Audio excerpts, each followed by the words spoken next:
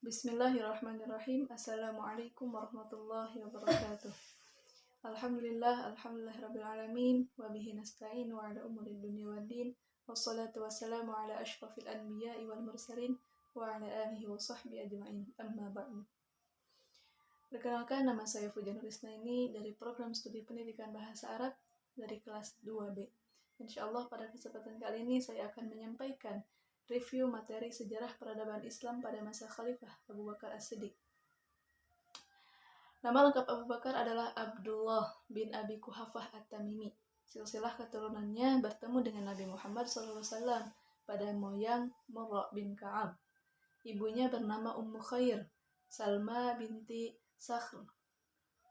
Nah, nama kecil Abu Bakar adalah Abdul Ka'bah. Kemudian Nabi SAW menggantinya dengan Abdullah, karena ia adalah orang yang paling cepat masuk Islam. Menurut Imam As-Suyuti, nama Abu Bakar adalah Atiq, yang artinya terjaga, terpelihara, terbebas dari siksa api neraka. Kemudian ia juga diberi kunyah Abu Bakar, yang artinya orang yang pagi-pagi sekali masuk Islam. Ia juga diberikan gelar As-Siddiq ketika beliau membenarkan peristiwa Isra Mi'raj yang dialami oleh Rasulullah SAW.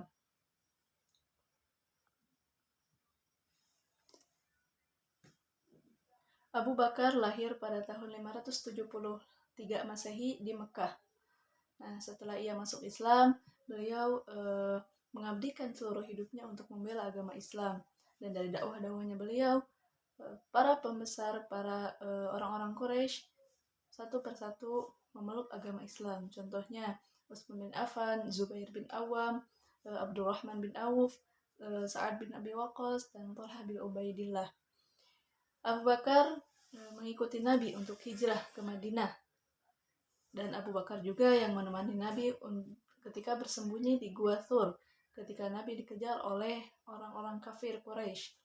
Nah, dari situlah persahabatan antara Abu Bakar dan Nabi Muhammad SAW terjalin dengan erat, persaudaraannya terjalin dengan erat, terjadi kedekatan antara kedua insan ini. Nah, pada tahun 623 Masehi,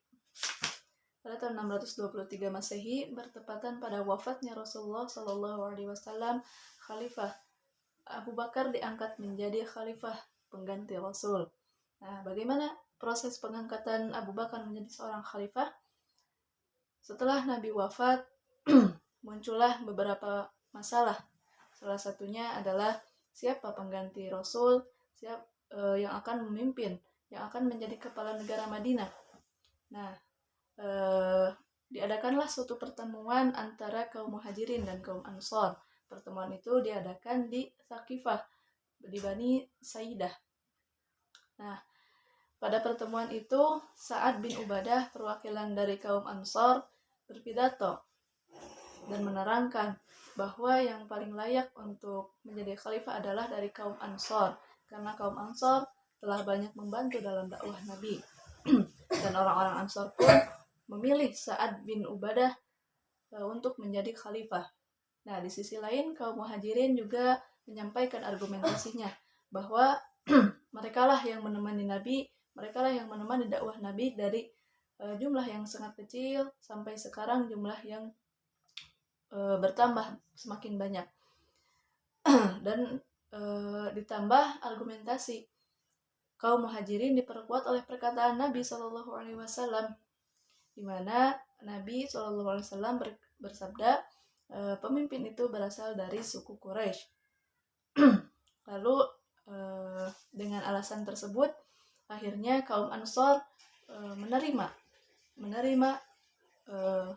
khalifah jadi di kaum Muhajirin. Tokoh-tokoh Muhajirin yang hadir pada pertemuan tersebut adalah Abu Bakar As-Siddiq, Umar bin Khattab, dan Abu Ubaidah bin Jarrah. Nah, Abu Bakar mengusulkan antara Umar dan Abu Ubaidah untuk menjadi seorang khalifah, akan tetapi mereka berdua menolak dan berbalik. Mereka berdua menunjuk Abu Bakar sebagai pengganti Rasulullah SAW untuk menjadi kepala negara Madinah, karena dianggap Abu Bakar lah yang paling dekat dengan Nabi. Abu Bakar lah yang paling dipercaya oleh Nabi.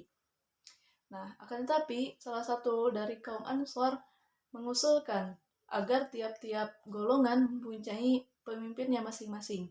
Umar dengan tegas menolak hal ini. Karena menurut Umar, jangan ada dua pedang dalam satu sarung. Yang artinya, jangan ada dua pemimpin dalam satu masa pemerintahan. Nah, akhirnya seluruh umat menerima Abu Bakar untuk menjadi khalifah pengganti Rasul. Dan pada saat itulah Abu Bakar dibaiat oleh seluruh umat yang ada di sana. Lalu, apa keberhasilan Abu Bakar sebagai khalifah? Nah, masa pemerintahan Abu Bakar relatif cukup singkat, yaitu sekitar 2 tahun, 3 bulan, 10 hari. Akan tetapi dengan waktu yang singkat itu, Abu Bakar berhasil mencapai target-targetnya, yaitu pertama ada perang Riddah, yaitu perang yang dilakukan karena banyaknya suku-suku Arab yang murtad keluar dari Islam, yang tidak mau membayar zakat, ya, dan munculnya nabi-nabi palsu pada saat itu. Maka untuk menjaga keutuhan Islam, menjaga tegaknya Islam, maka Abu Bakar memerangi orang-orang yang demikian. Kemudian keberhasilan yang kedua adalah melanjutkan rencana Nabi. Apa itu rencana Nabi? Yang belum terselesaikan adalah perang melawan Persia dan Bizantium, dilakukan atas kasus Bendi. Nah, kemudian keberhasilan yang ketiga adalah pembagian wilayah. Pembagian wilayah di bawah kekuasaan negara Madinah dibagikan oleh Abu Bakar Siddiq yang dipimpin oleh Amir dan Wali. Amir adalah pemimpin yang memiliki otonomi penuh, sedangkan Wali tidak memiliki otonomi penuh. Dan keberhasilan yang terakhir adalah kodifikasi Al-Quran. Kodifikasi Al-Quran adalah pengumpulan dan pembukuan Al-Quran.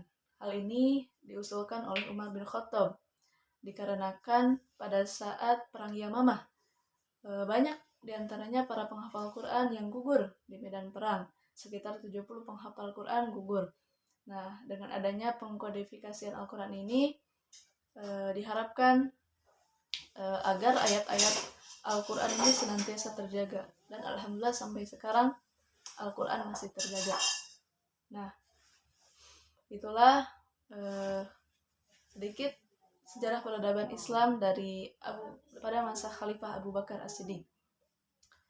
Cukup sekian yang dapat saya sampaikan. Mohon maaf bila banyak kekurangan. Wassalamualaikum warahmatullahi wabarakatuh.